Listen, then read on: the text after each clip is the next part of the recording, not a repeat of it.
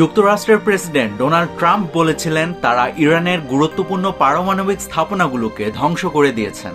তবে মার্কিন প্রেসিডেন্ট যে ডাহা মিথ্যা বলেছিলেন সেই তথ্য ফাঁস করে দিয়েছিল দেশটির এক সামরিক কর্তা। এবার স্যাটেলাইট ছবিতে ইরানের ফোর্দো পারমাণবিক স্থাপনায় ভারী নির্মাণ যন্ত্রপাতি দেখা গিয়েছে। তার অর্থ দাঁড়াচ্ছে যুক্তরাষ্ট্রের চালানো তাণ্ডবকে বুড়ো আঙ্গুল দেখাচ্ছে ইরান। পশ্চিমে এখন একটাই প্রশ্ন, ইরান কি তাহলে আবারও শুরু করতে যাচ্ছে পরমাণু কর্মসূচি?